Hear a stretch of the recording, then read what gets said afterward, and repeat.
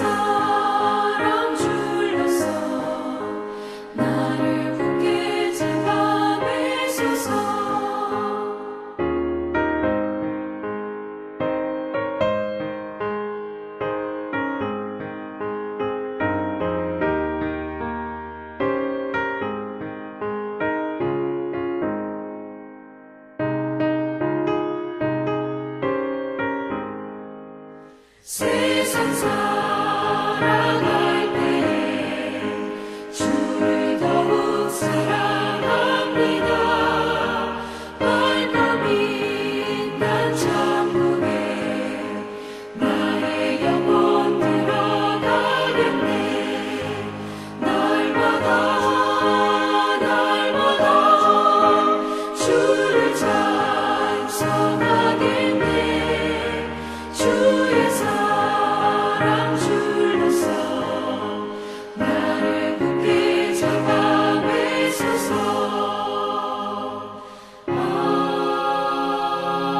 아멘. 오늘 우리에게 주시는 하나님의 말씀은 열왕기하 4장 38절에서 44절까지의 말씀입니다.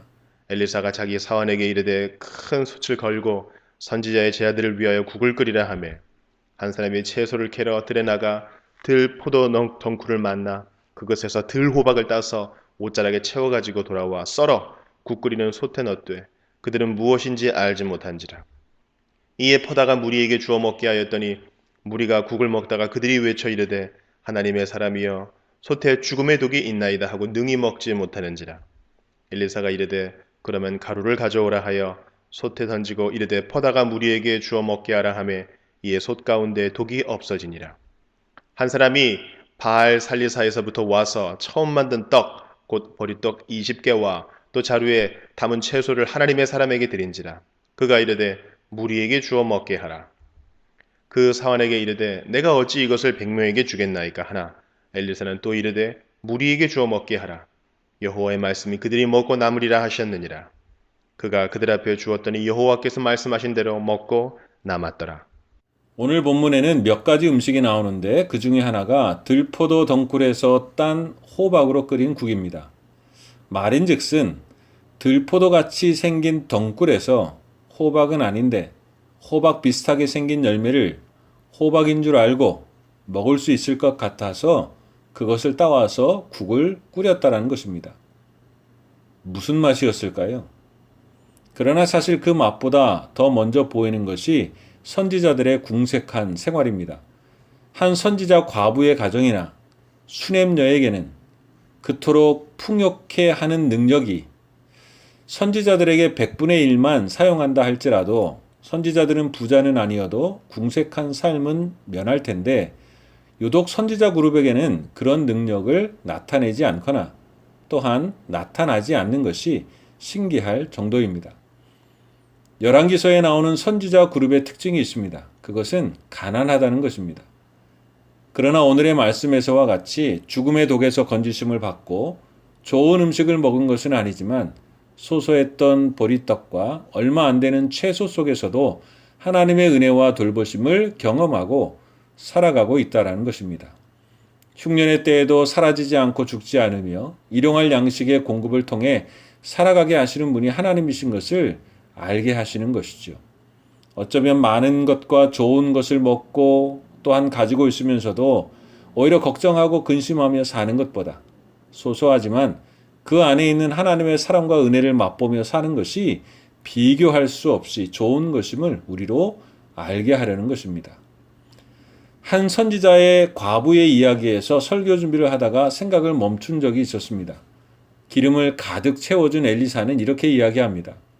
열왕기하 4장 7절에 보면 그 여인이 하나님의 사람에게 나아가서 말하니 그가 이르되 너는 가서 기름을 팔아 빚을 갚고 남은 것으로 너와 내 두 아들이 생활하라 하였더라. 거기에서 저는 이런 생각을 했던 적이 있습니다. 이왕 주시는 거 부자가 되게 하셨으면 얼마나 좋을까. 그러나 엘리사는 빚을 갚고 남은 것으로 너와 내 두 아들이 생활하라고 말합니다. 부자가 아니라 내 남편도 고생했고 너희도 고생했으니 큰 보상이니 복이니 부자로 살아가라 이렇게 말하는 것이 아니라 이것으로 생활하고 내 남편과 아버지가 했듯이 지금까지 너희들이 살아온 것처럼 끊임없이 하나님을 의뢰하고 경외하라 라고 말씀하시는 것이었습니다. 하나님은 변함없이 하나님을 경외하는 자들에게 은혜를 베풀어 주시고 무엇보다 중요한 것은 어떤 것보다 큰 복인 비교할 수 없는 하나님을 끊임없이 경외하게 하게 하신다라는 것입니다. 그것이 은혜라는 것이죠. 이것보다 큰 복이 없기 때문에 이 은혜를 그들에게 주셨던 것입니다. 부자가 되는 것이 아니라 그들로 하여금 풍족하여서 넉넉하고 걱정 없게 하는 것이 아니라 하나님을 끊임없이 경외하는 것이 은혜였기 때문에 오늘 그들에게 그렇게 행하고 계신다라는 것이죠. 저는 과부의 가족에게 이 복을 주셨다고 믿습니다.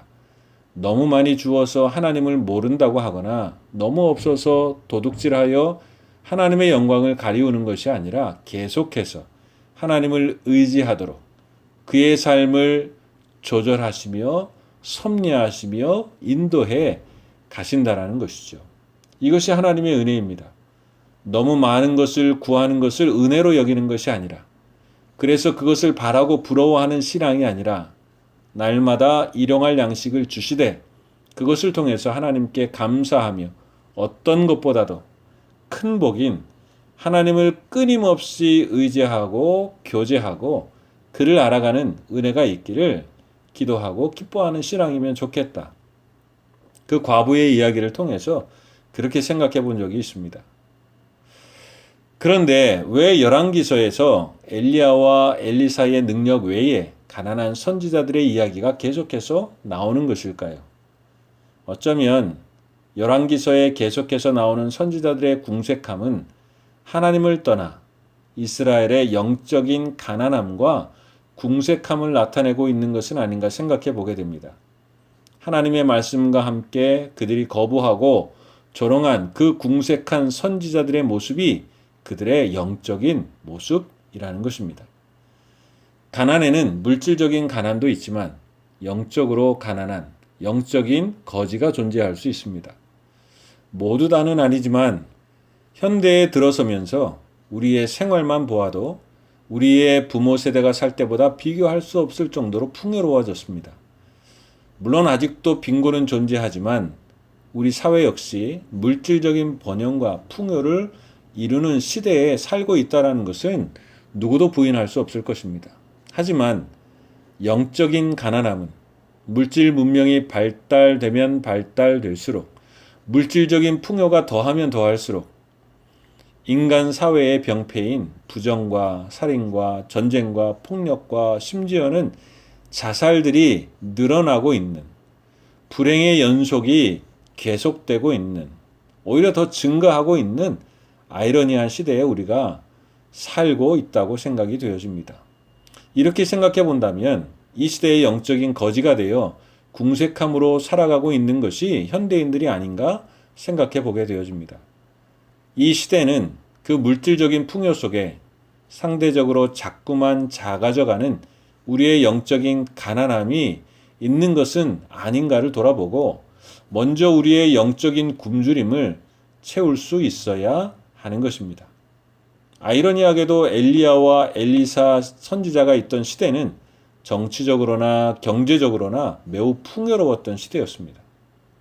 그러나 그들은 하나님에 대하여 부요하지 않았습니다. 노아의 시대도 시집가고 장가가던 이야기를 하면서 그들의 삶의 단편을 통해 그들이 얼마나 풍요롭게 살았는지를 말해주고 있습니다.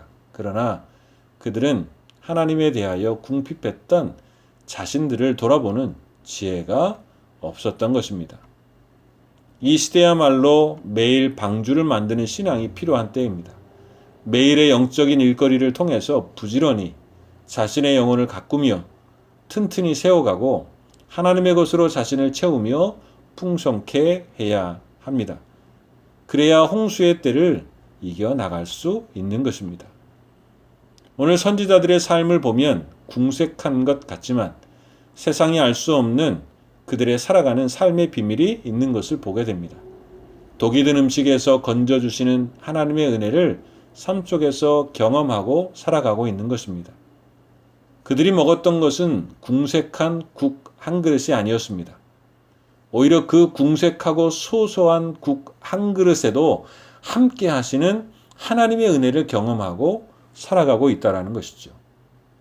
보잘것없는 보리떡 20개가 아니라 그 속에 때마다 일마다 공급하시며 일용할 양식으로 인도하시고 모자르지 않도록 인도하시는 하나님의 손길과 함께 하고 있었다라는 것입니다. 그것은 사람들이 흉년의 때에도 모자르지 않게 산다며 걱정 없다고 하고 영적인 가난함으로 살아가는 사람보다 매일의 삶 속에서 하나님의 사랑과 은혜를 경험하며 영적인 부요함으로 살아가는 사람들의 행복을 말씀해 주시는 것이라 생각해 봅니다. 어쩌면 이 이야기를 바벨론 포로에서 읽는 이스라엘 백성에게는 이것이 그들에게 귀한 교훈이 되었을 것입니다. 포로 생활하며 때로는 부족한 것이 많고 모자른 것이 많다고 생각하고 걱정과 근심이 있었을 것입니다. 그러나 오히려 영적인 거지와 가난함이 아니라 오히려 하나님에 대한 가난한 마음을 가지고 심령의 가난함을 가지고 살아가는 것이 도리어 하나님의 주시는 놀라운 은혜를 경험하게 되는 것이 될 수 있다라는 큰 교훈을 얻는 것이 되었을 것입니다. 삶은 풍요하고 부유하며 걱정 없이 살아가되 영적으로 가난하게 살아가는 사람보다 매일의 삶 속에서 국 한 그릇에도 감사가 있고 보리떡 몇 개에도 하나님의 은혜와 사랑을 경험하고 살아감을 기뻐하고 소망 중에 살아가는 복된 믿음의 백성들이 될 수 있기를 주님의 이름으로 축원합니다. 오늘도 국 한 그릇과 보리떡 몇 개 속에서도 큰 감사와 하나님의 임재를 경험한 삶이 오늘 우리의 삶에도 넘치시기를 다시 한번 주님의 이름으로 축원합니다. 함께 기도하겠습니다. 사랑과 은혜의 하나님 아버지 감사합니다.